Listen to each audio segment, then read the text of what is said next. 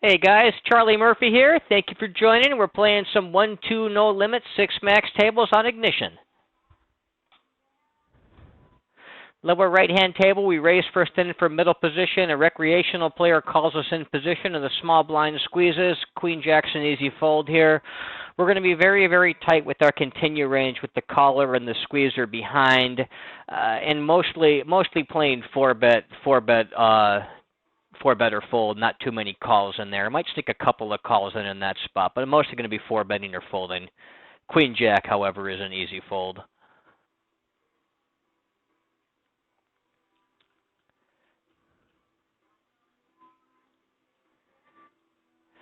Upper right-hand table, we're in middle position. The opportunity to raise first in, we'll go ahead and raise with King 6. That's right on the cusp of our raise first in range. I would probably fold King 5 or worse and raise King 6 or better.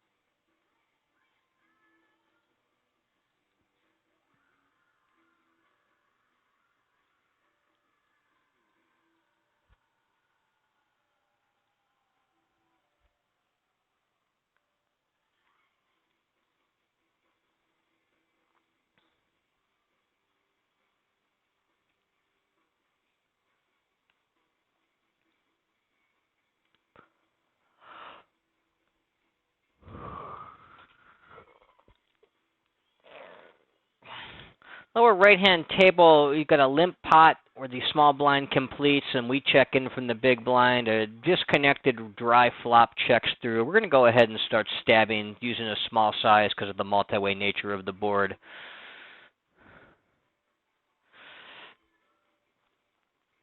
River, I'm going to actually go ahead and use an overbet size. I can have Jack 10-9 here, and I block 10-9. I think I'm going to fold out a lot more jacks than I otherwise would by using the overbet size.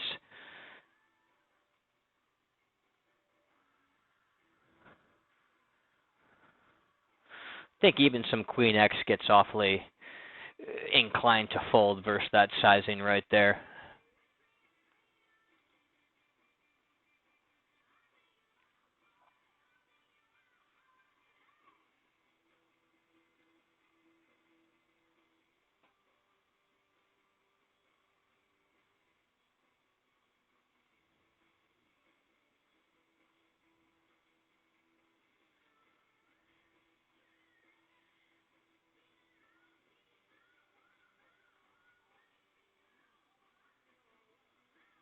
Likely a recreational player here in the 2 seed. He has open limped. He's got a pretty decent gap between VPIP and pre-flop raise. We'll see if that holds, but as of right now, he looks to be pretty recreational. Lower right-hand table will raise first in from the button with our aces. Lower left-hand table will raise first in with 10-6 suited. One of them towards the very bottom of our raise first in range, and the other, of course, the tippy top. Half stack that's limped up here on the upper right-hand table. We can go ahead and tag him as a rec.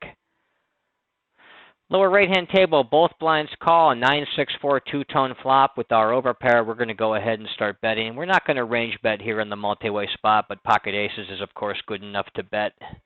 Looking to get multiple streets of value in with this hand. Turn is the 2 of diamonds. We're still multi-way. Given that we're multi-way, if it checks to me, I'm going to be using the small bet, and I'm going to be betting a very wide merged range. You know, any kind of decent 9x or better is going to be in my value range, along with flushes, sets, two pairs. I guess 7-8 to 5-7 type hands for open-ended straight draws and large diamonds, or even very small diamonds could probably bet again as well as a bluff. But we'll go ahead and keep using the smaller sizing because of the multi-way nature of that pot.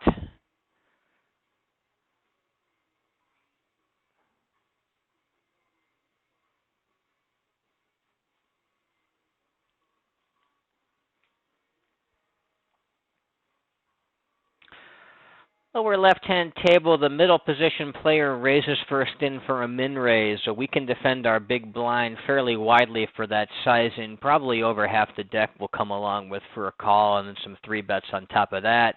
Offsuit broadways are fine hands to go ahead and defend against that kind of price, and then we'll check range in the 10-6-5 two-tone flop. Upper left-hand table, blind on blind, will raise first in with our standard mid 40% range, including pocket kings.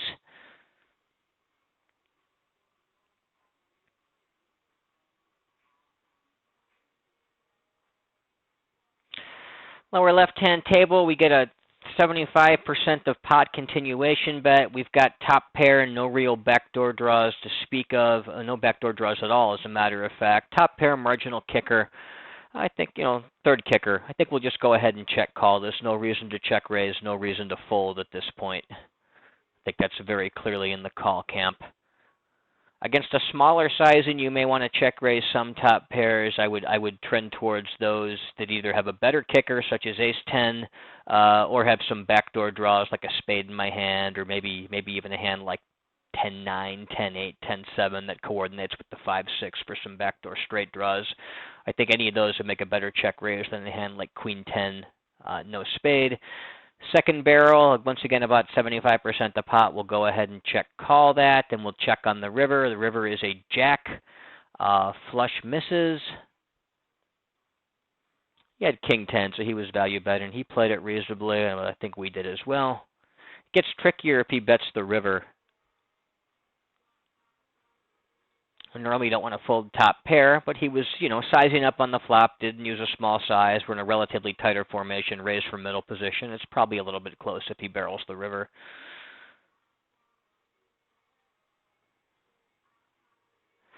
Lower left-hand table, flop checks through, and then turn checks to us. We're going to go ahead and start stabbing using the small size for the multi-way pot. Upper left-hand table, we're going to raise first in from middle position with the king-jack. We get two callers over here on the lower right-hand table. I think I'm going to go ahead and bluff it at small. An ace or a jack is never folding, but all kinds of draws and weaker pairs likely will.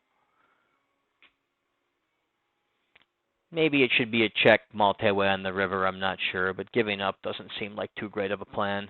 I'm okay with the small bet. It doesn't have to work that often. Upper left-hand table against the 3-bet in position, we can just go ahead and fold the jack-king offsuit.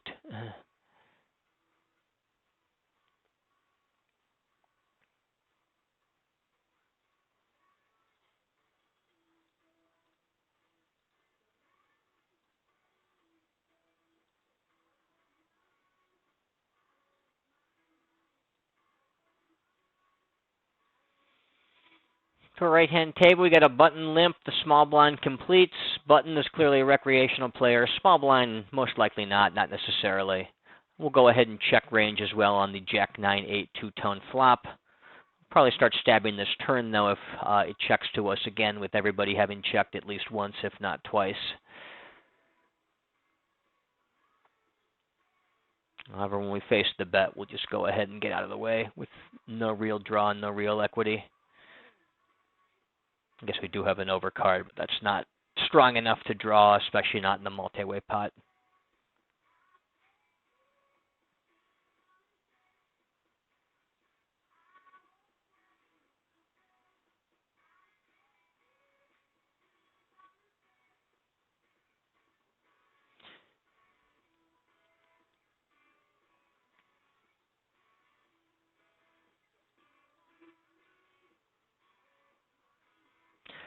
Upper right-hand table, blind down blind. We'll raise first in with 10-8 offsuit. This is towards the bottom of our opening range, right on the cusp, but I think it's reasonable to open. There's a weak player in the blinds as well. We'll check range on the 8-6-5 two-tone flop. He checks back. Turn is the king. We're going to go ahead and start jabbing at this pot small out of position. And river is a flush closing river that also makes 2 pair for us. We're going to go ahead and try to value bet this, get called by King X, worse 1 pairs. Against a raise, we can almost certainly fold. Lower left-hand table, we're going to go ahead and defend the big blind against the cutoff open and button caller with our pocket deuces. Lower right-hand table, we'll raise first in from middle position with ace-jack.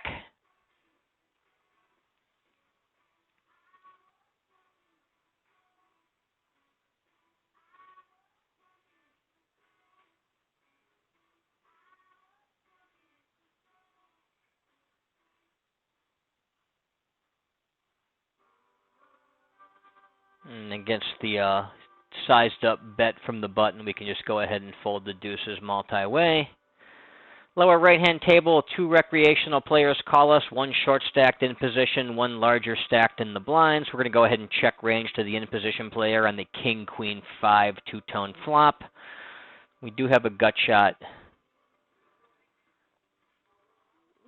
Upper right-hand table, 7-5 offsuit is just outside of my defense range for a blind on blind, so we'll go ahead and fold it. It is pretty close to either being a hand that you could call or 3-bet is a bluff. Turn a jack, giving us 3rd pair on the lower right-hand table. We're going to go ahead and start jabbing at this pot small, using the small size because we're multi-way. Got a gut shot to the nuts. We also have 3rd pair top kicker. Fold out the in-position player. We get a call from the player behind us. I think we can just go ahead and check this down. Not trying to fold out flushes or straights, of course, or really even the King X. Maybe some Queen X would fold here. But we also are ahead of a decent bit of stuff, too. I think it's better to just take my showdown in a spot like this. Yeah, we're against King 6 2-pair, which we are probably never folding out there. Maybe for a very large bet, but even that is questionable. And I'm going to have weaker hands with no showdown value and better blocker properties. Things that have either a large heart to block flushes, or either a 10 or an ace, to block straights. Particularly the 10 as it blocks more straights. If I want to start using overbets, those are as bluffs. Those are going to be the kind of candidates that play better. A hand like ace jack is better to check back because it's got a decent amount of showdown value, all things considered. There, given the small sizing on the turn that we use, we could be called by worse. Upper right-hand table, we raise first in from the cutoff, get called by players in both blinds. One's a rec, one's a reg type. We get a Queen King 6 rainbow flop, so we have absolute stone cold nuts at the moment with top set.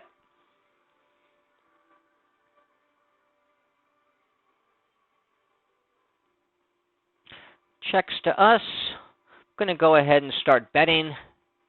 Betting small, because we're multi-way, try to get some value from draws, Queen X, mid pairs.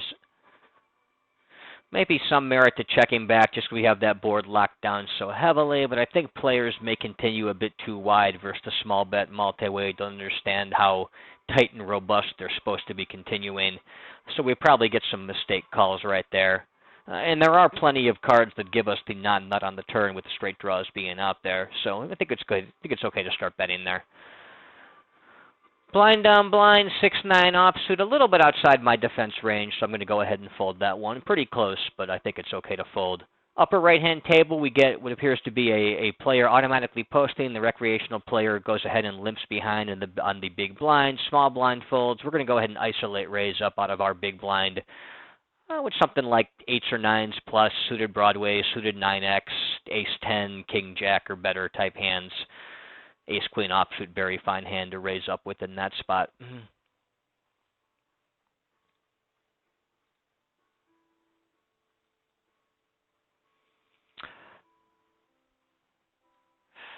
Similar scenario, rec limps to cutoff, a reg player limps behind. We're going to isolate out of the blinds with Jack-9 suited, towards the bottom of our isolation range from the blinds, but I think it's okay to go in and put the raise in, try to pick up that dead money, or maybe isolate against the fishy type player.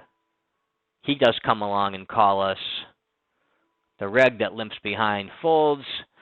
We flop a gut shot for just more than a pot size bet. Nothing really to do but just put the money all in here.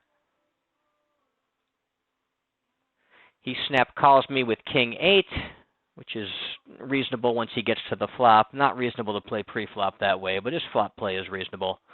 But ours is too. 10-7, just outside the defense range for blind on blind, so we'll fold it. Upper right-hand table, that rec player limps again. We're going to go ahead and isolate from the button with something like our cutoff raise first in range, including the offsuit broadways like queen 10 offsuit. He limp calls us. We get an 8-5-4 two-tone flop, and we're going to go ahead and range bet small after he checks to us. Lower left-hand table, we raise blind on blind with the king jack.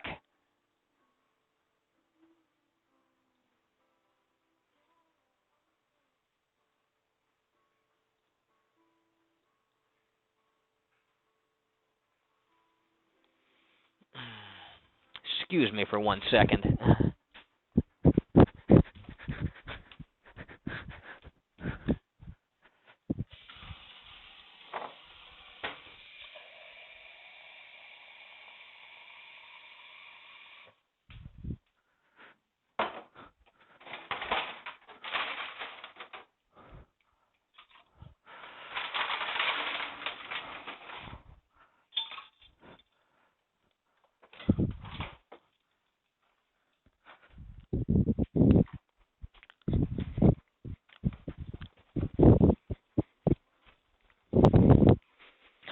Needed to grab myself a drink of water. Upper right-hand table, we'll raise middle position first in with king 6.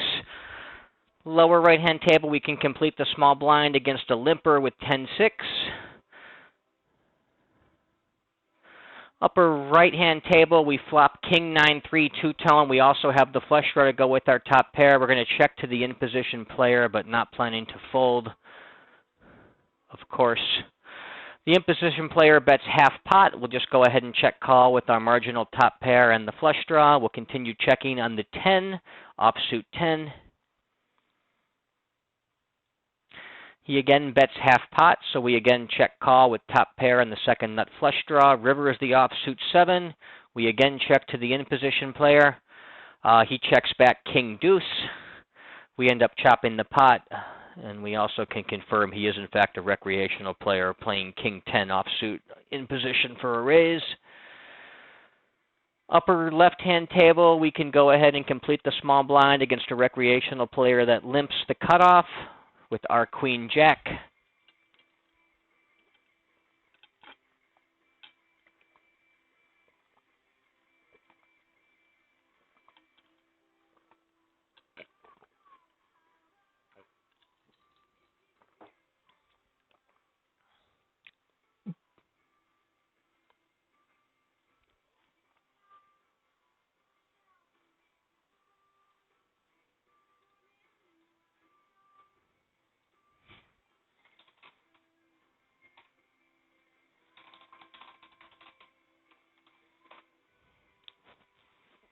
We'll check range to 2 in-position players in that limped pot on the upper left-hand table.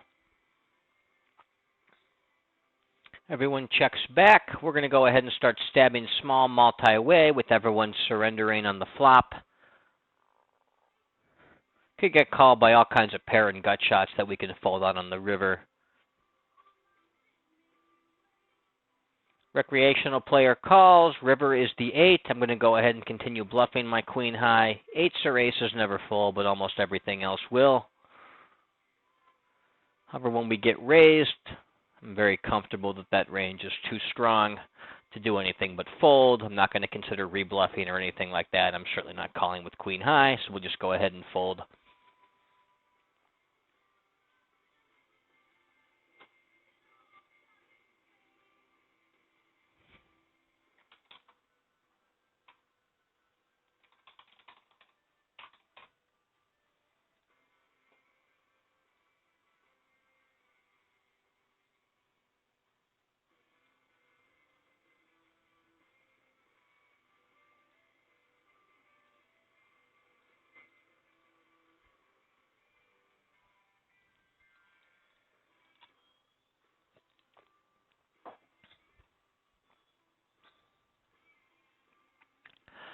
Lower right-hand table, blind on blind. We get a 3x open. We can defend with the 10-6 suited. Or I may have said lower right-hand table, but mean the lower left-hand table. But we go ahead and defend with 10-6. We get bet in too small on 9-7-3. We've got a gut shot to the second nuts on a backdoor flush draw, so that's going to be a very easy continue, especially against the small size. Lower right-hand table, we raise the button first in with King-Jack. Now against the check, we're going to go ahead and start betting. We can have plenty of 7x in our range, as well as 3 is full. So I'm going to go ahead and use the overbet size here.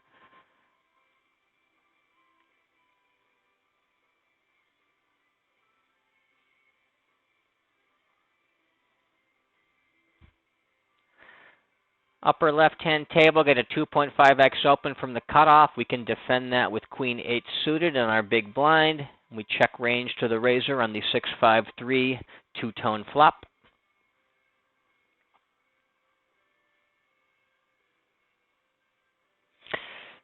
We got an overcard, or 2 overcards, a backdoor flush draw, I guess even some backdoor straights. I'm going to go ahead and continue against this small bet, small sizing. Also turn this hand into a bluff if he checks back the turn and we end up unimproved on the river.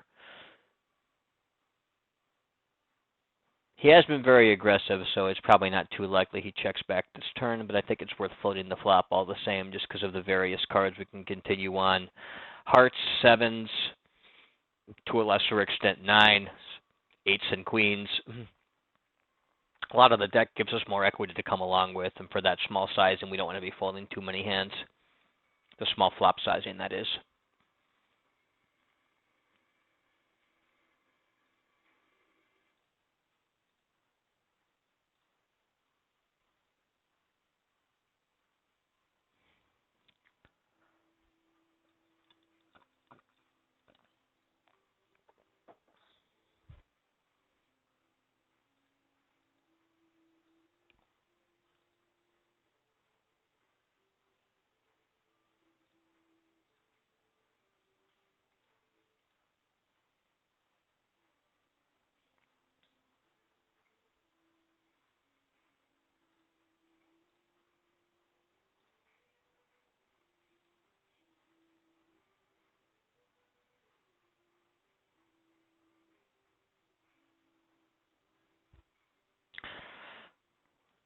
Lower left-hand table, we raise first in from the cutoff. With our ace-4 suited, the small blind is dead. Take a look around at these tables and evaluate their merits. Upper right-hand table, we have some recreational players, so we're going to stick around that one. Same with the upper left-hand table. We've got a rec player right here, unless he goes broke on this hand. Lower left-hand table doesn't seem to be particularly fishy. Lower right-hand table does have one suspected rec over there, so we'll keep that one. We'll shuffle out the lower left-hand table for now and keep the rest.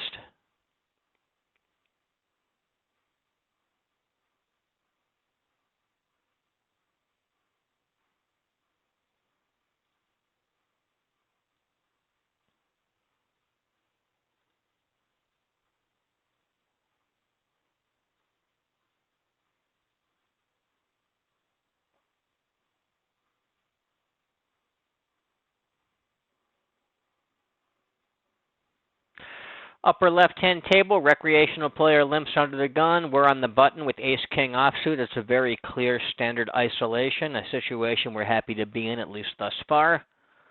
Exactly the kind of situation we're looking for with the rec at the table. Him limping, and we have a strong hand in position to go ahead and isolate him, which we do.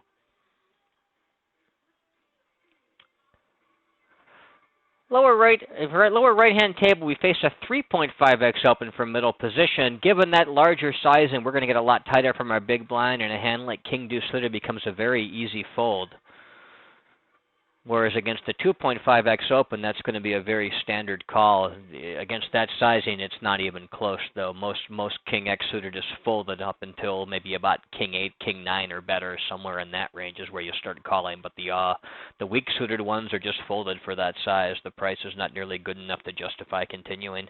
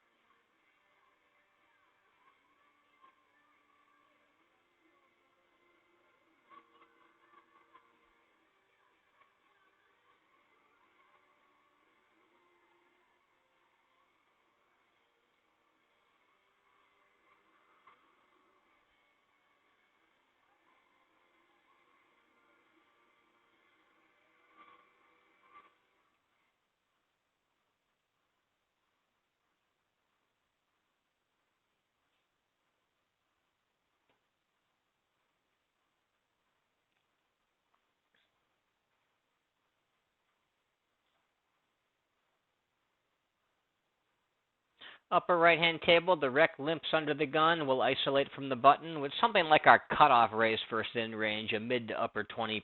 We'll isolate with all pocket pairs as well. We get an ace 9-8 two-tone flop. He donks into me. I've got an underpair to the board. I'm just going to go ahead and fold.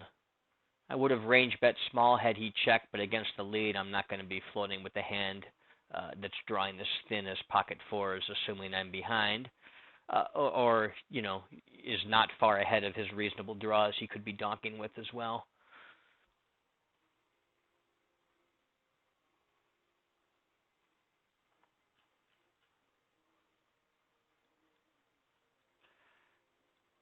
Upper right-hand table, we fold the cutoff against the 3x middle position open with our 8-9. The upper left-hand table, the button raises first in 2.5x. Ace-4 offsuit's a pretty standard defense against a button raise first in. However, this guy has shown himself to be awfully tight and passive, 15-12 over 43 hands. He's raised 5 out of 41 opportunities so far. He is definitely playing significantly tighter than a reg. Because I believe his range is tighter, my defense range is going to shift to be tighter as well. For lack of a more precise way of doing this, I'm going to treat this more like he's raising his button raise first in range the way most regs would raise their cutoff, being upper 20%, in which case most of my offsuit aces, including ace-4 offsuit, become a fold. Long story short, I'm going to deviate and make a slightly tight fold based on my perception that this player himself is playing far too tight and nitty.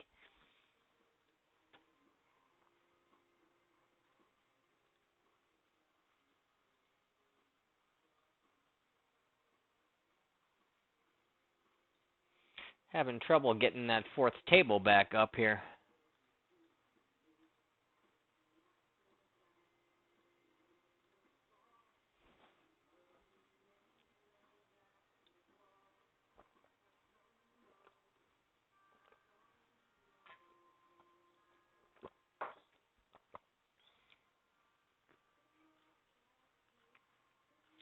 Recreational player limps under the gun, the upper left-hand table. I would typically raise or isolate him with something like my cutoff raise first in range.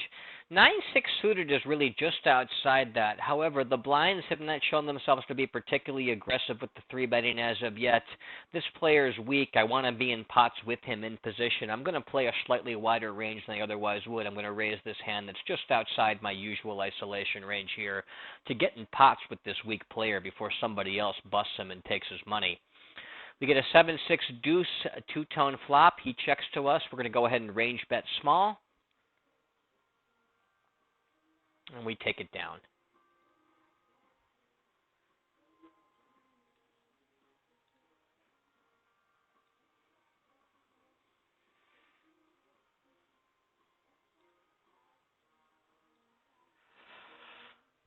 Lower right-hand table, got a 2.5x open on the cutoff.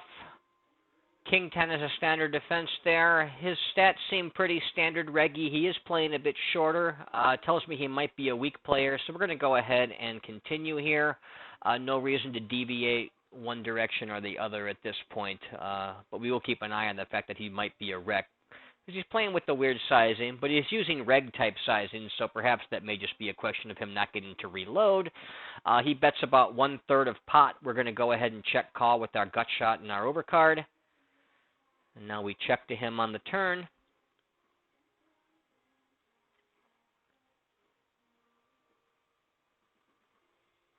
This could be an interesting check-raise bluff. Not against the overbet, though.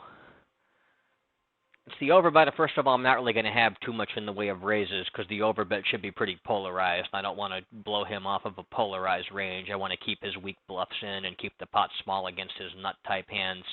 So even if I had the actual nuts here, if I had King-Jack, which is absolutely in my range, the offsuit combos of it, I think I would just flat check to him on the river again to keep my range uncapped, or as uncapped as possible after check calling the flop. Here with second pair and the gut shot, I'm just going to go ahead and fold to the overbet.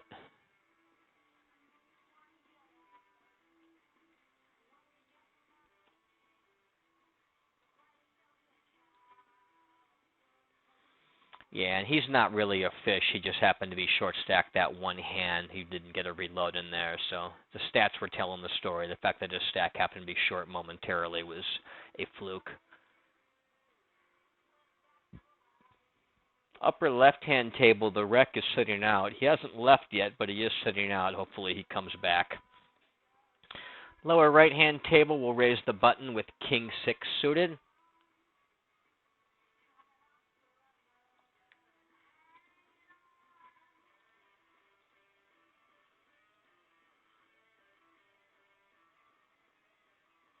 And the wreck came back, thankfully. So he's really the only spot at the table at the moment. Nobody else seems to be particularly weak.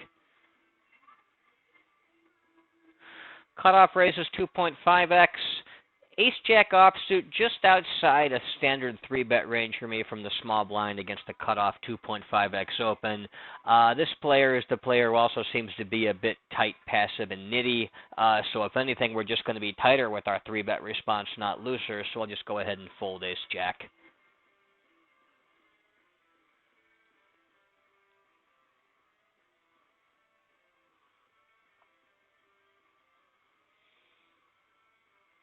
New table with 4 players, including a short stacked in position to me. Another player with about 30 blinds trying to come into play as well. Hopefully he sticks around as he's almost certainly weak.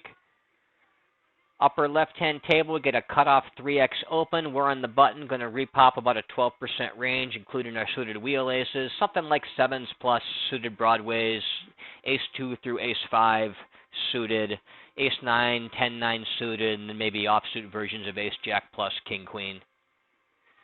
Lower right-hand table, we raise ace 3 suited under the gun.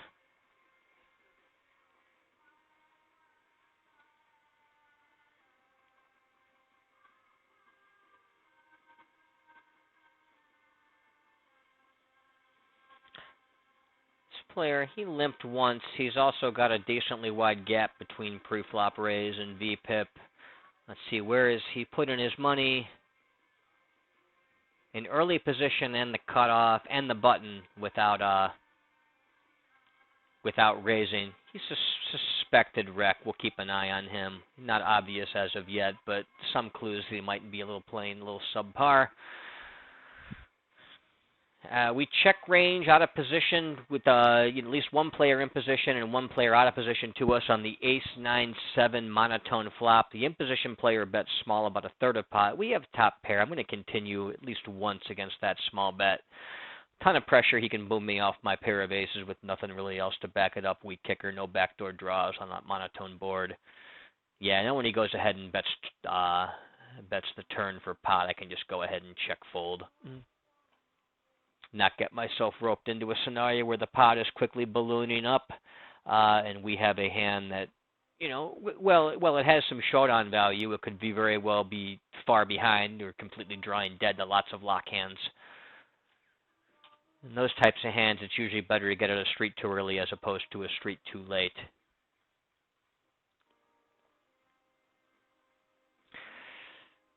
Upper right-hand table, get a 2.5x open from under the gun, and then a fishy player calls in position.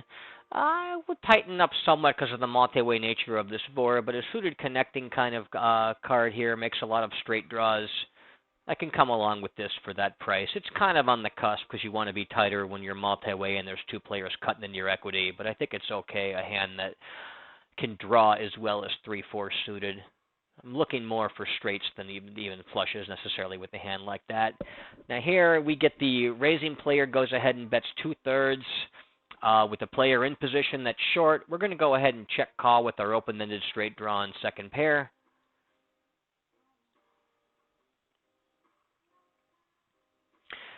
And he bets small again. I think it's fine to just go ahead and check call this with all of our equity. River is the ace. We'll go ahead and check. He quickly checks back, and our 4 straight is good. Let's see what it was that he was betting. We were probably behind on the turn. He had pocket 10s, so he was trying to get some thin value out of the 10s, but when our draw is as strong as it was, we're just not going to consider folding for that price.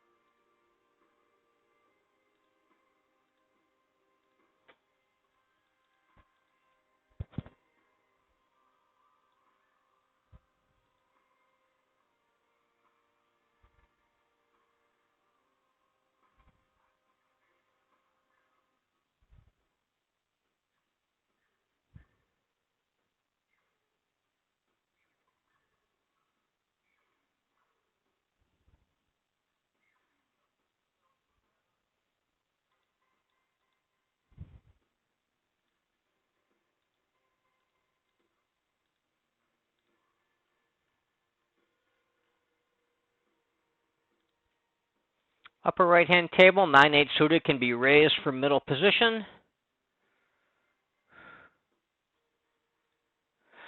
Recreational player with about a half stack calls us on the button.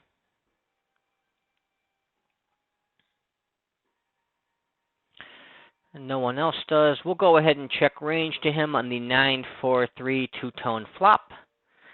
He checks back, so we're going to go ahead and start jabbing at the turn small. We have top pair. We can get some value, deny some equity. He calls us. River is the ace. I'm trying to decide if there's more merit in value betting this almost as a block or checking to try to induce bluffs.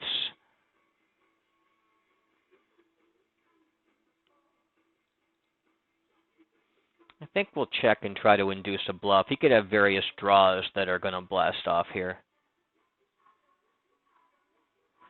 He goes ahead and bets pot on the ace-river overcard. Let me think about this one for a minute. Pot bet probably slightly overbluffed.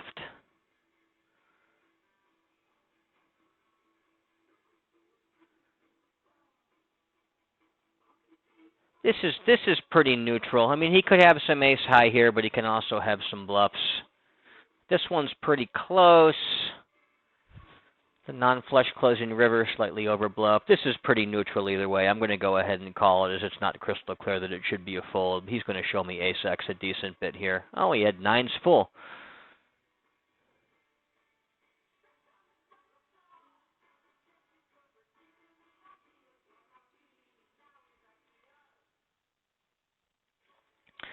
Lower left-hand table will raise blind on blind with queen-jack. Upper right-hand table will check in against the, it looks like it's a limper and someone who posted dead blinds.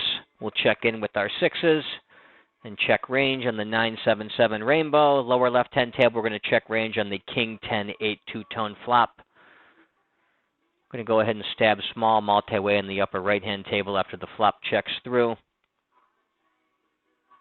Two players in there. Not much fold equity, no sevens, no nines, no aces are going to fold. Spades that completed might not even fold, even though it's double paired. I'm just going to give that one up.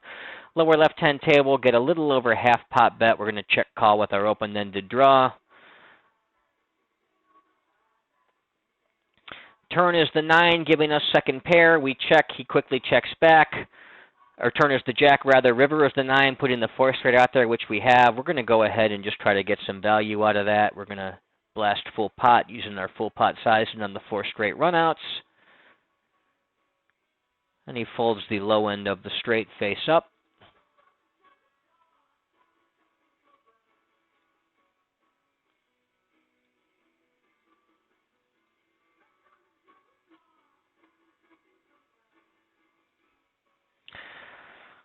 Lower left-hand table, we're going to raise first in on the button with pocket fives.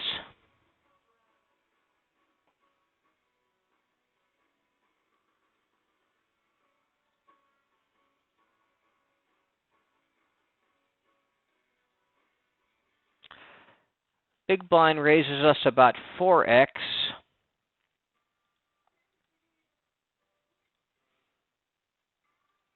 You can go ahead and defend the big blind 3-bet pretty aggressively, as that should be a pretty aggressive 3-bet from the player pool. In a button versus big blind spot, we can defend all our pocket pairs, including pocket fives.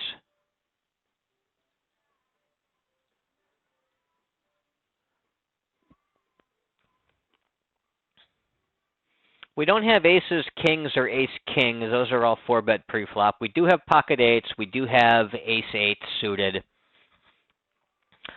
We've got various gut shot draws. I think pocket fives, I just want to check back at least once.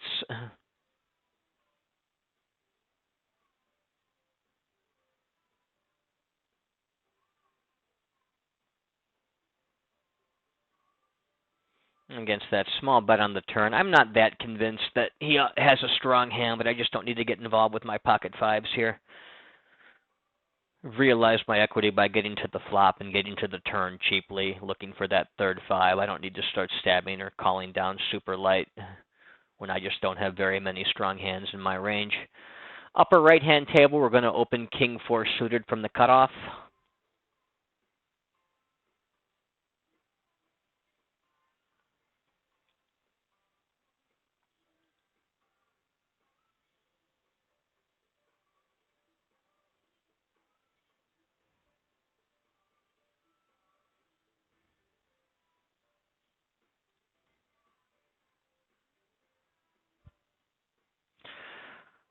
Upper right-hand table, the small blind direct calls. We get a Jack 8-10 rainbow flop. We are going to go ahead and range bet small, even though that board hits a lot of stuff in his range. Just don't get punished for it too often. And we'll go ahead and fold versus the check raise.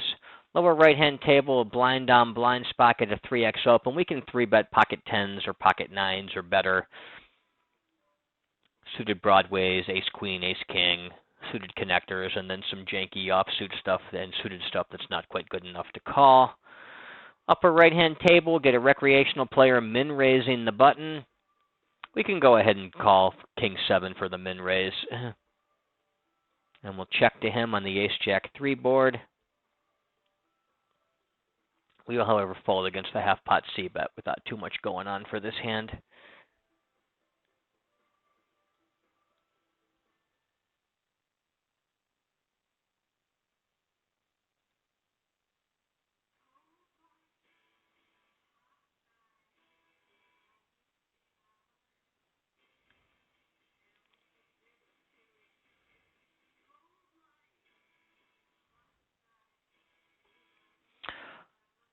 Lower right-hand table, the cutoff min raises. We're on the button. We're going to go ahead and 3-bet that with something like a 14% range, maybe pocket 6s plus, suited broadways, suited 9s, suited aces, offsuit versions of ace jack plus king queen. Something like that should get us there. Ace queen suited very handily in that range. A very clear 3-bet on this spot.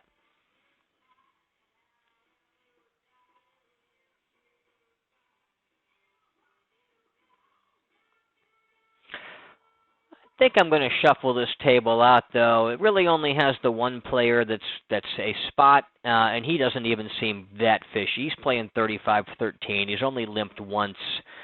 Well, I do think he's a weak player. He's not blatantly fishy the way some of these other guys are, like a 58 player with a bunch of limps, playing on a short stack kind of thing. So we're going to go ahead and shuffle that table out as it's our least desirable table of the 4, and I think the player pool right now seems a bit weaker than that table as a whole, just based on what I'm seeing from the other tables. Good Jack 4 suited, blind on blind, facing a min raise. We can go ahead and defend very wide against that min raise. Probably only going to fold about 10% of hands. We get a queen 9-7 two-tone flop, of which we have the flush draw, so we'll defend against the half-pot continuation bet.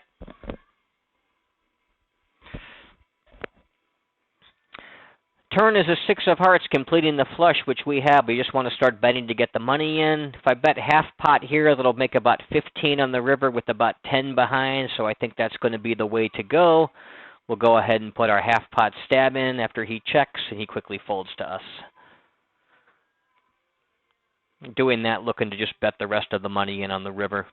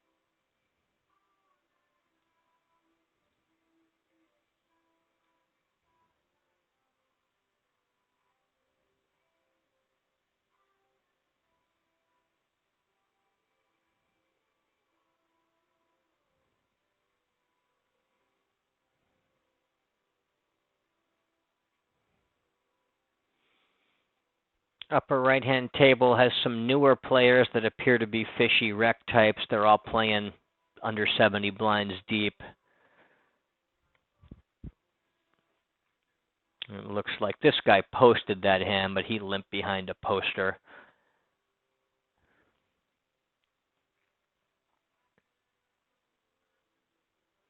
Upper left-hand table, recreational player limps the cutoff, and the player who seems like a reg but playing shorter, so unsure about him. He completes the small blind, who then checks to us. We're going to check range on the King 10 deuce two-tone flop with our weak top pair. Turn is the 2 of clubs after the flop checks through. We're going to go ahead and start betting small in the multi-way pot. With our top pair, we get called. River is the ace of clubs. I'm just going to go ahead and sort of make a mergey value bet, try to get called by some kind of 10, rather than play a check and decide game if he bets at me. And we had trip deuces, which we were against, that's fine. Lower right-hand table, under the gun, raises first in. A recreational player calls the cutoff. Small blind comes along. We'll close the action by calling the big blind with our pocket fours. And then we're going to check our range on the ace 8-6 two-tone flop after it checks to us. Recreational player raises 3x the upper right-hand table. I'm going to be raising to get this all in with queens plus ace-king. He's short, but he's also passive, so I think that's as wide as I want to go. Could maybe throw jacks in the stack-off range as well. Probably about a 50-50 ratio of hands that are raising to fold and raising to call off. I guess you could put jacks in that range. You can also then raise to fold hands like ace-queen, ace-10 through ace-queen suited, king-queen, king-jack suited, and pocket tens. I'm just going to go ahead and check. Well, I'm going to check range to him here just because my hand is so strong. So little chance of being outdrawn. Turn is the jack. I'm going to start betting small on that now. You could also bet the flop small. He has pocket eights and he folds them face up.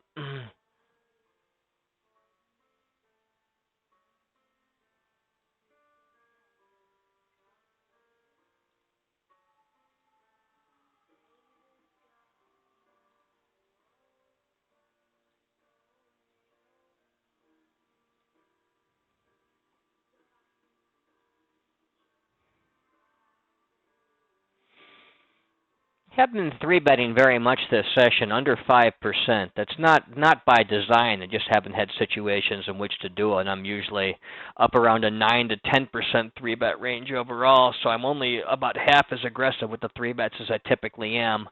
That's short-term variance. That's not me intentionally trying to play passive, other than a few spots where I think the player pool has been passive, so I get tighter and more passive in my response.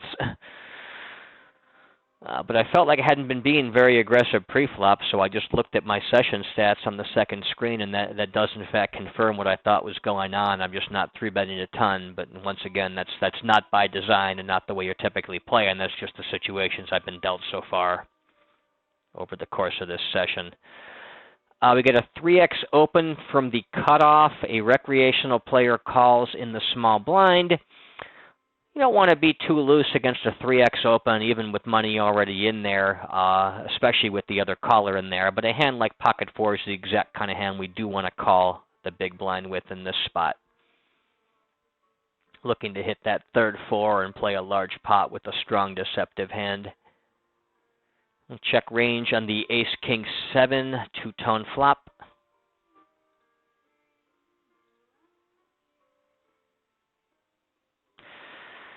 Turn is the 6. We're going to go ahead and start stabbing at this pot small with nobody else showing any desire for it. Raising player check back the flop rather than bet. Upper right-hand table, recreational player limps middle position. Will isolate from the button with queen 10.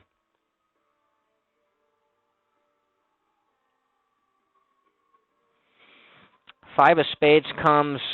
I don't have any spades in my hands, much less a high one, so I'm not going to overbet. I was considering overbetting to fold them off all kinds of marginal stuff, but not without the spade, a good kind of spade blocker. Upper right-hand table, I'm going to go ahead and range bet small on the ace 3-3 two-tone. Oh, and he checked back a marginal ace that turned aces up, so that's a reasonable way to play that hand from his perspective.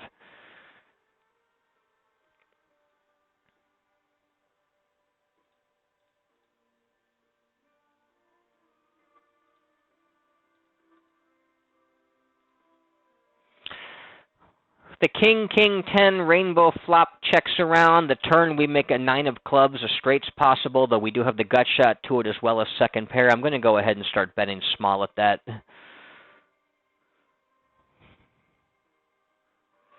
Now we get raised all in for the 12 blind short stack. We can just go ahead and fold there with our second pair and straight blocker. Lower left-hand table, we'll raise the button first in with pocket tens.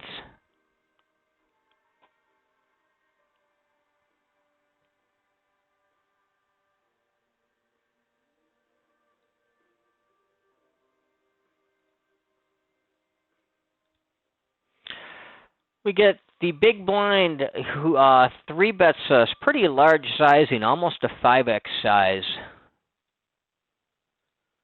Against the big blind, we probably want to be 4-betting queens plus ace-king to stack off with and calling with a lot of our, pretty much all of our other pocket pairs, even for that sizing. Pocket tens is going to be a very clear call. I don't think there's any reason to 4-bet it. We certainly want to call it and defend it.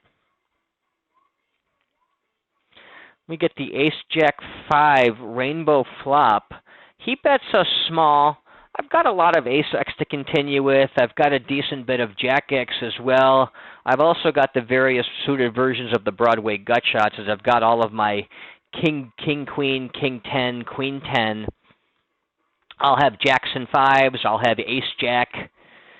Got those hands to continue. A hand like pocket tens is way behind any ace-x or any jack-x, and it also doesn't even make the nuts if I do hit my miracle 2-outer for a straight, as it also makes the nut straight for, or for the set rather, as it makes the nut straight for king-queen, which could be in his range, especially the suited combos at some frequency. I think it's okay to go ahead and fold a hand like this, even against that small bet. I think I'd almost rather continue with a hand like nines, eights, sevens, sixes, just because if I hit my set with those on the 2-outer, I'm a lot more comfortable it's good, as opposed to wondering if that straight had completed. So I think I can just go ahead and fold my tens when my only odds to improve to a strong hand is not even a lock card. It's more of an interesting card that still makes a second best hand for me, even though I end up with the straight. Even though I end up with a set, rather. I'm sorry, I could be running into the straight. Solver may continue against that small bet. I bet it does, but I'm less comfortable with how I should be playing these marginal hands on later streets as that pot starts getting bigger. So I think I like to just err on the side of caution and get it a bit early when I'm not quite sure how I want to proceed on certain cards.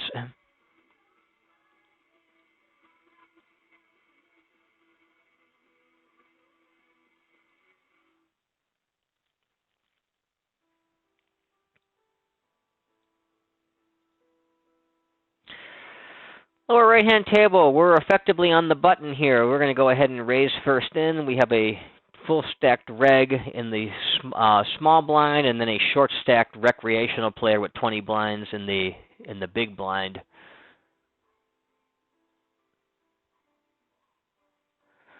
Yeah, these trio of new players in the upper right-hand table have all done some limping and playing on short stacks. I've seen enough to go ahead and give them the rec tag. Recreational player goes ahead and completes the small blind, then checks to us on ace, queen, 5. I'm just going to go ahead and stab at it for the minimum after he plays so passively.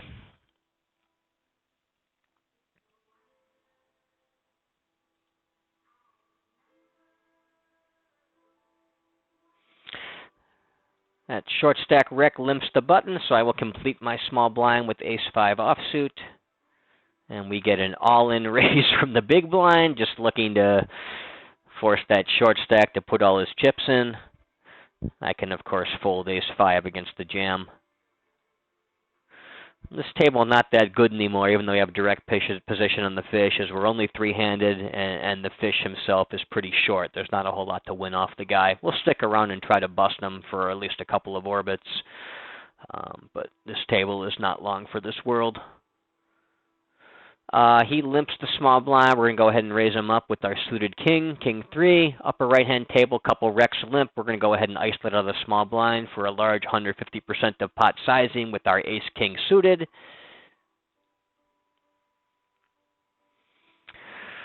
The big blind on the first limper folds. The second one comes along. I'm going to go ahead and range bet small on the King 9-9 two-tone flop. And he folds out.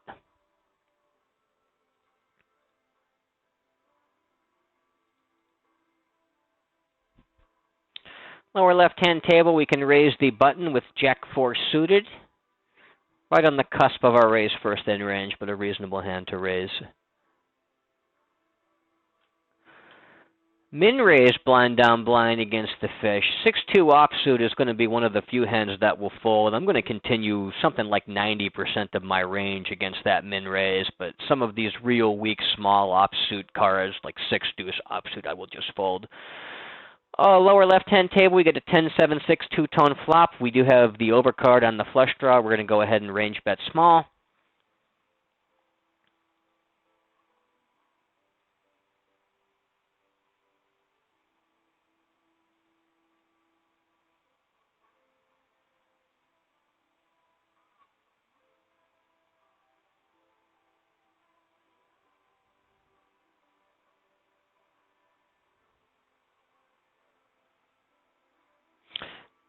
Rec player limps the small blind, blind down blind against us. We're going to check in with 5-4 offsuit. We get an ace-10 deuce monotone flop. We do have a gut shot. I'm going to go ahead and stab for the minimum after he checks. And he check folds.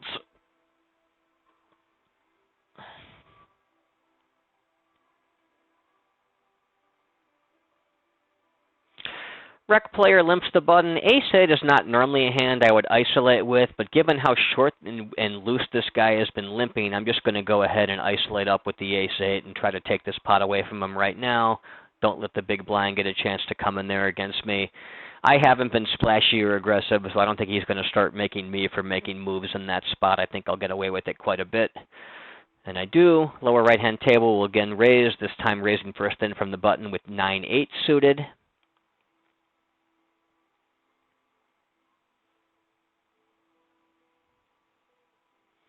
We get a min raise from the recreational player. I could raise this all in. Actually, he's been pretty passive, so I don't know that he has as many raise folds in his range there as I would think a player playing more appropriately. And calling the min raise with a suited ace can't be too bad either. I was considering just jamming over the top because he's so short. I think I'm just going to go ahead and call this, though, and play in position against him instead. Lower left-hand table will raise under the gun first in with pocket eights. He goes ahead and bets pot on the 8-6-3 board. We have ace-6. We've got second pair top kicker. We only lose to 8x or over pairs. There's only after the call, there's less than a pot size bet behind. I'm just going to go ahead and put him all in here at this point. We'll fold, and we end up against ace-8 top pair top kicker. So we're always in bad shape against that guy, both pre-flop and the flop. Upper left-hand table, we're going to fold pocket fours to the in-position 3-bet.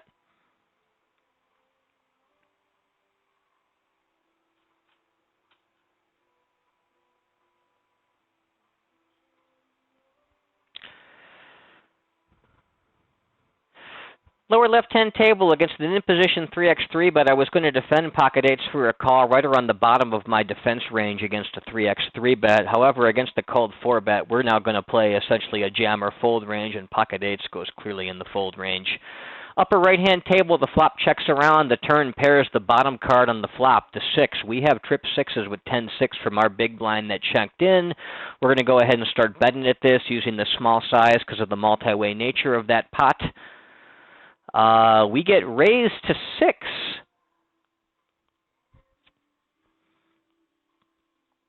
Interesting. I'm trying to decide if I mean, he could have a better 6. He could be doing this with an ace kind of hand. I think it's probably better to call and evaluate. If I had a full house, I think I would just 3-bet this and try to get him in. Or if I had something like 6s with a king or queen kicker, I think I would go ahead and do that. I don't want to start bloating the pot too much where I could just be up against a better 6 as my kicker is not all that strong.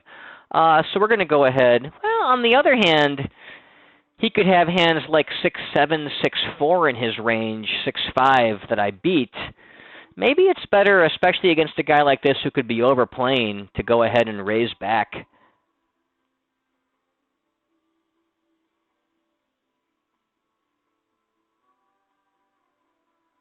We're going to pop him up and just try to get this in. He calls me. River is that 4. Not the best card in the world. It completes straights. You know, he's 6-4, fills up on me. But we've got just about a pot-sized bet left. We've got trips. He may overplay an ace. He could overplay worse 6s. I'm going to go ahead and get this in. And I'm glad I thought about that and didn't just go into a defensive check call line, because I ended up getting the recreational player stack for someone else did, and he had ace-jack, which he overplayed. So that's why you think about these things before you just click buttons and assume that your hand needs to be a bluff catcher, or assume it should be, assume it is what it should be, because some of these guys make mistakes like he just did right there. And we were the beneficiary of it because we acknowledged it and saw it and took advantage of it.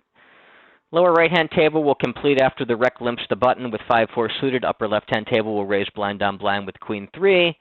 Lower left-hand table, we're going to just take our showdown with our 7. Against the 3-bet on the queen 3 hand, we're just going to fold blind on blind.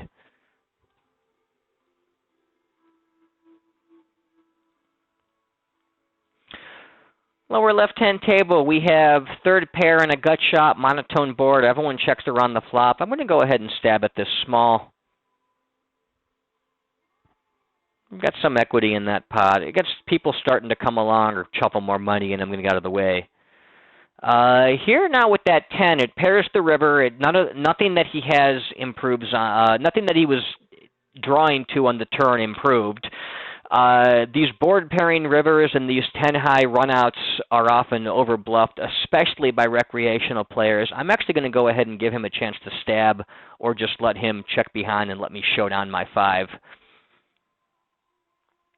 I don't see a ton of reason in betting a hand that weak on that river, especially when nothing really completes to fold out better hands that were in there on the turn.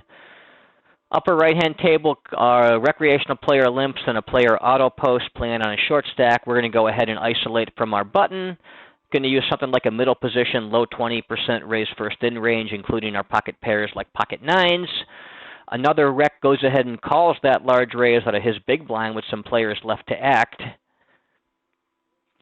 The original limper also calls. We get the godfather of all flops, 10-9-9 for quads, and now the player who is playing short goes ahead and jams for 2x pot, and the rec calls that down for all his chips. Nothing for us to do but call off the all-in with quad 9s. We're against an open-ended straight draw and top pair. We've got these guys drawing pretty close to dead. And we scoop the pot there with our quad 9s. Lower left-hand table, we get a limper from middle position. We isolate from the cutoff with our queen-jack suited. We get looks like an auto poster on the lower right-hand table, and the recreational player completes his small blind. We're going to isolate up with our jacks. We get called by the poster at an 8-7-7 two-tone flop. We go ahead and range bet him small. Lower left-hand table against the in-position 3-bet, we're just going to go ahead and fold the queen-jack. Now, I don't really have any 8x in my range from the pre-flop scenario. I guess I could have pocket 8s for quads, but that's almost no combos. I think I should be checking my range pretty heavily here and letting him bluff and pick it off. There's some merit to betting a hand like jacks to, deny equity from ace-high type hands. But it gets dicey if I bet out and he starts raising me kind of thing, or just continues coming along. So I think I want to give him a chance to start stabbing with his bluffs and go into a check and check call down line. We check to him again. River is a 7 that pairs the board. He could have all kinds of busted straight draws and flush draws. He goes ahead and bets 24 into 32. I think I just need to call this down. If he has an 8x type hand, so be it. And he's got 10 deuce. I'm not sure what he's doing, but we can go ahead and officially call this guy a recreational player. Had I known for sure he was a wreck at that point, I think it becomes a bit more obvious that that's a call. Given that we didn't know that because it was his first hand, and well, he did limp. It was a post, not a limp. It doesn't really tell us anything. But we now know he's a wreck. Unfortunately, he's left, so that information is no longer of value to us. But I guess the real lesson in a spot like that is when you got a player who's kind of unknown and there's some reasons to believe he's a reg and some reasons to believe he's a fish and there's just a lot of incomplete information, the fact that there's some chance he's a fish, which makes him more weak and bluff heavy, starts tilting your decision towards call because you can't be completely sure that he's not a fish. There's some percentage chance that's exactly what he is, and that's what he turned out to be. Upper right-hand table, I would squeeze with this a lot against regular stacks. Given this guy's only got 38 blinds, I'm going to put him into a jam or fold spot, almost more like I'm cold 4-betting here as opposed to 3-betting.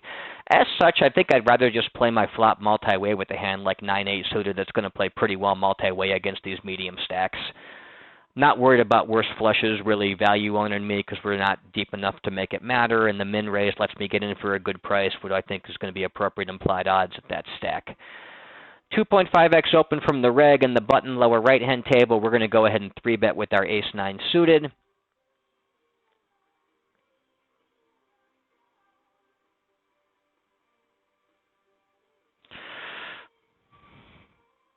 And that player calls us. We had an ace-7-4 rainbow flop. I'll go ahead and range bet small with my top pair. Lower right-hand table, we get bet into on the flush closing turn, which we have the ace-6-3 flop two-tone with the king of clubs on the turn. We flat. Everyone, the button comes along as well. We still have the flush. It now checks to us. We're going to go ahead and put a small bet in on the river because we're multi-way. Not really planning to fold to a raise either with our flush.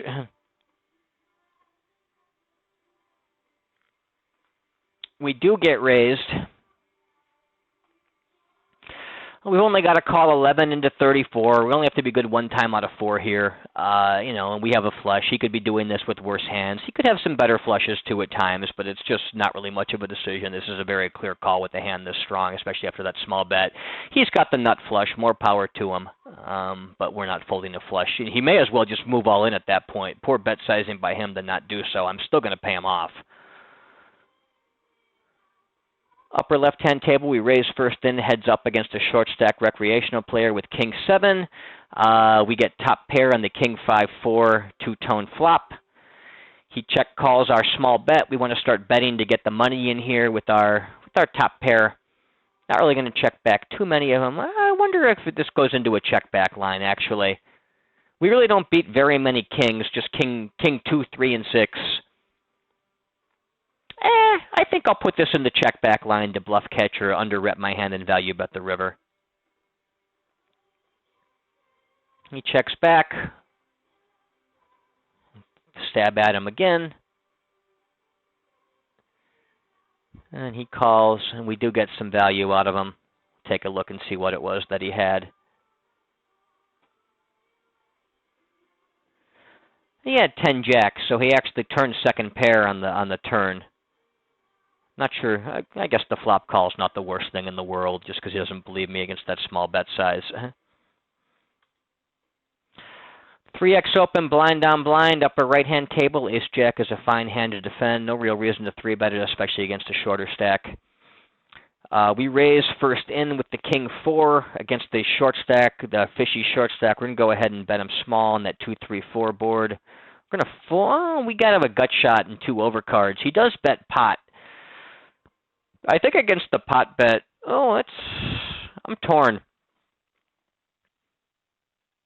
Torn on this one. Going to go ahead and make a slightly tight fold.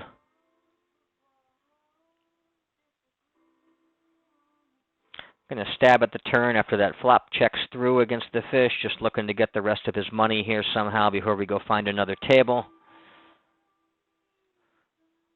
I will fold the 4 deuce, but he's not going to get too many folds from me at this point.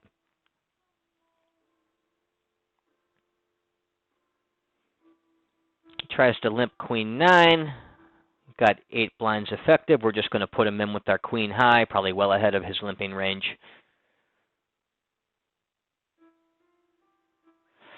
Queen 5, we're just going to move them all in again.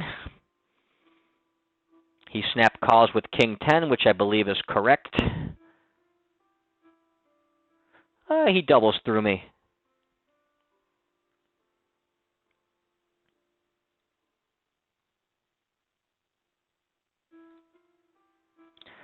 He min-raises the 2x. We've got Ace-10 suited. I'm just going to go ahead and jam them all in and try to get called by Ace-7.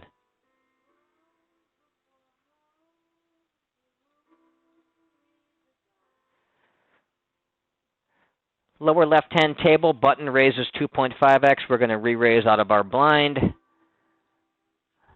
going to move him all in again with pocket 4s for 11 blinds.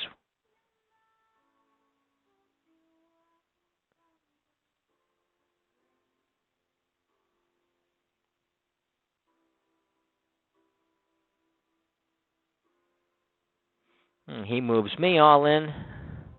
We'll fold our Jack high.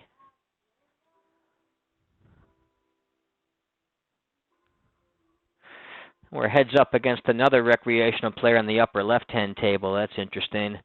New players forming and jumping in this other table, at least one of which is going to be a rec playing 53.5 blinds deep. Button limps, we tried to complete our small blind with 10-9. We get small raise of the big blind, and then the fish jams over the top. Sixes versus ace-queen, getting themselves into a race. Sixes hit their set and double through, and it looks like our buddy is busto. And he's gone, but there's a new rec in his place, so we'll keep playing.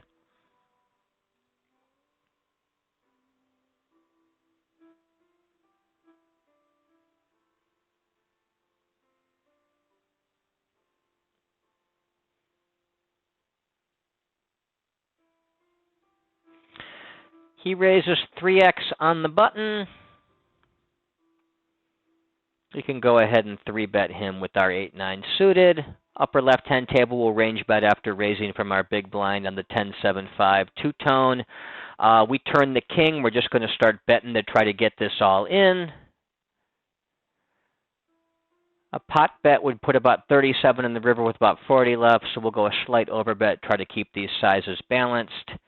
We'll go ahead and range bet small on the lower right-hand table on the king 7-3 two-tone flop.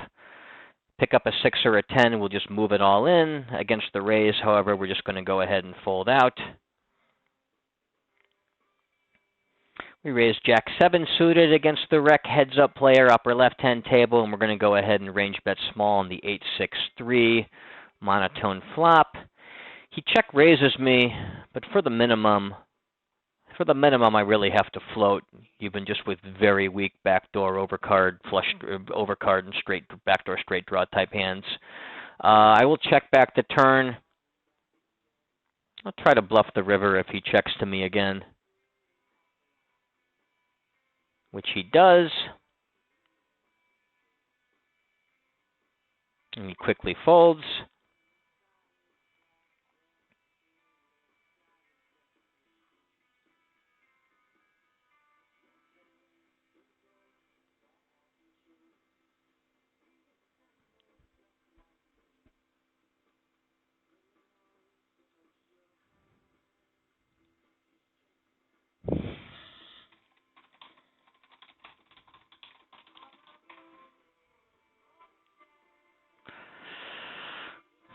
A very passive recreational player playing 40-some blinds deep min-raises his button. I am going to defend this, but I'm not going to be planning to 3-bet a player that I think is playing far too passive.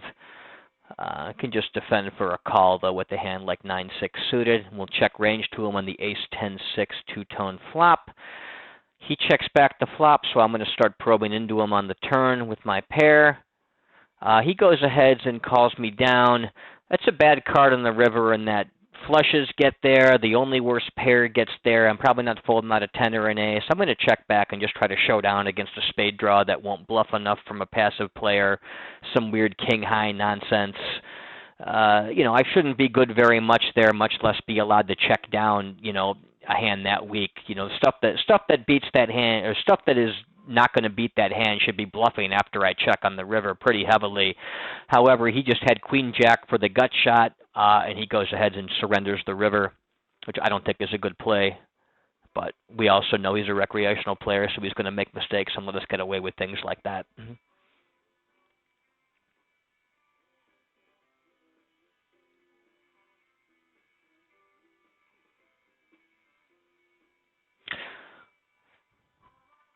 Upper left-hand table, we raise Jack 6 suited from the button.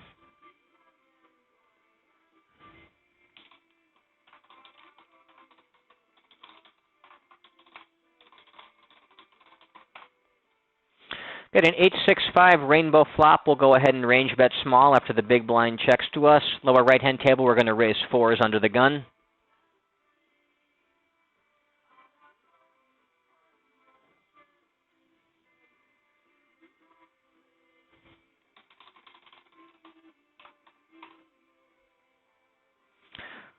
Lower left-hand table, get a 2.5x open from the button. Defending pocket 3s for a call is a very standard approach. We will go ahead and check to the razor. We get an ace-3 deuce, two-tone flop. He bets small. We have 3s and deuces. We have 3-2 suited, ace-3 and ace-2 suited as well. Don't really have 4-5, as that's going to be raised pre-flop, but I am still going to go ahead and check raise this. I'm going to check raise very polarized here. It's just going to be my sets, ace-3, ace-deuce type hands. I'm not going to have any aces that want to be check raising here, any one-pair aces. He doesn't know that I don't have 4-5, even though that's probably going to be 3-bet almost always pre-flop.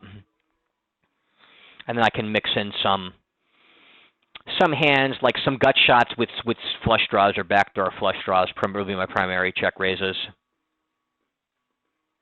Lower right-hand table, the flop checks through. We're going to go ahead and start stabbing at it in the turn with a small bet into the multi-way pot on the queen 3-6 rainbow flop 9 turn. River is the 4 of spades, making the set for us, but a possible flush. I do want to value bet this, but I don't want to overbet given the flush is possible. And we don't even have a blocker to it, so I'm going to use a more standard size. Lower left-hand table, you get the cutoff raises first in for about 2.5x. You get a 3-bet to about 3x of that. We're going to play cold 4-bet or fold. We're going to be using queens plus ace-king to stack off with, and roughly a 50-50 ratio of value bets to bluffs. So we're going to be 4-betting queens plus ace-king. And we're also going to then raise fold hands like suited versions of ace-queen, ace-jack, king-queen, king-jack, ace-queen offsuit, and then pocket jacks as well.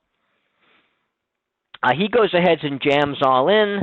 It's a little bit worse than if this player did it right there. Ace-queen suited is probably just too strong to fold. He's also been reasonably aggressive in his first orbit. I don't know that he's not splashy or spazzy. A little close. We block aces and kings, which are the only hands we're really scared of. Ace-king suited are really just too strong to fold. We call off. We run into pocket kings. So much for my logic, but we also spike our ace and outdraw him. And I think it's okay just to go with getting ace-king suited in pre-flop for 100 blinds. A little bit strong action there when he jams over the 3-bet on cold 4-bet, but I don't think we can be folding ace-king suited. Maybe the offsuit combos should talk me into. I think the ace-king suited just needs to get in the middle.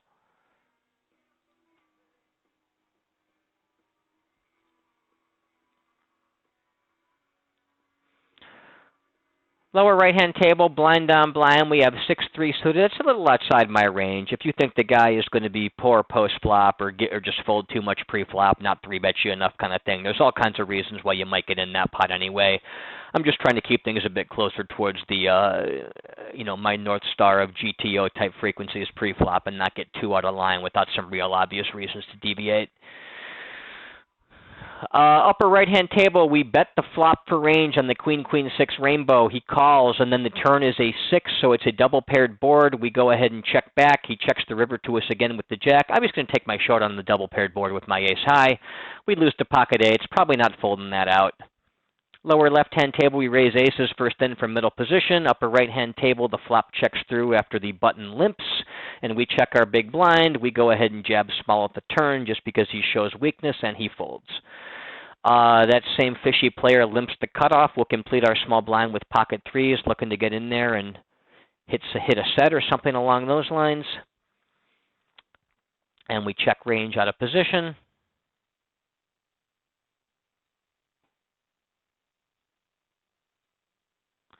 We're also going to shut our session down at this point here, wrap it up.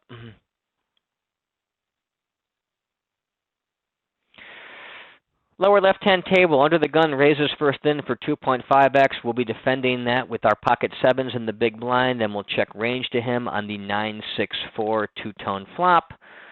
Upper left-hand table, nobody's shown a desire for that pot on the flop, so we're going to start stabbing at the turn small with our pocket threes, and everyone quickly folds. We get a half pot c-bet on the 9-6-4 board, lower left-hand table. We will check call at least once with our pocket sevens. 6 on the turn. We're going to go ahead and continue checking in flow.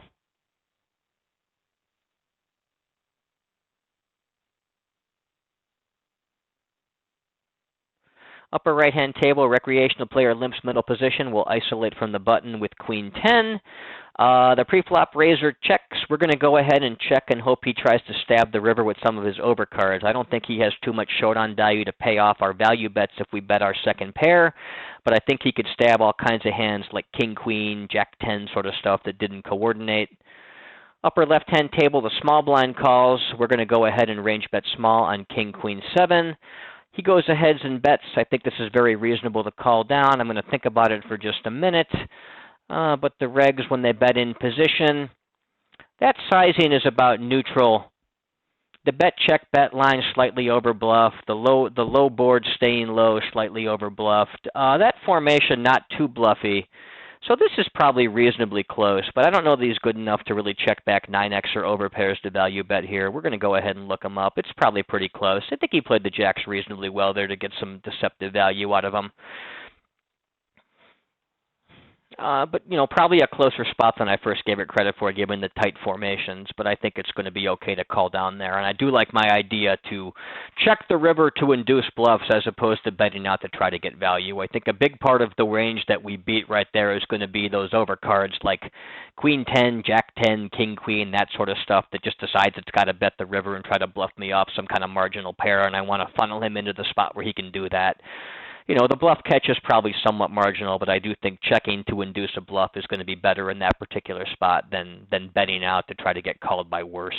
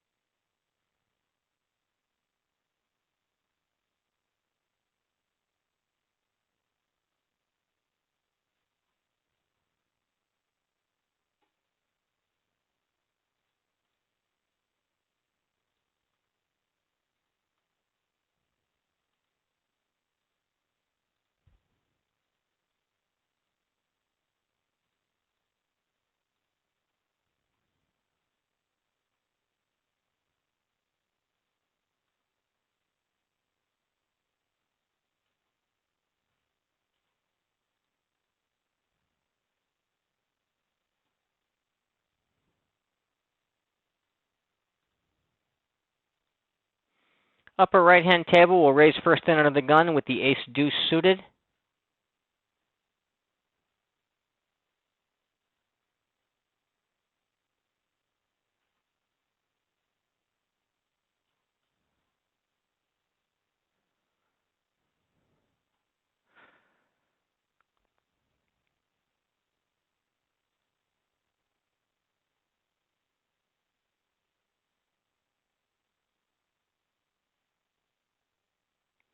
We get 3-bet in position, so we're just going to go ahead and fold the ace-deuce. Recreational player overcalls the 3-bet. But that is the last hand as we're stopping all of our games here when the big blind comes around. So till next time, this is Charlie Murphy signing off, and thank you for watching.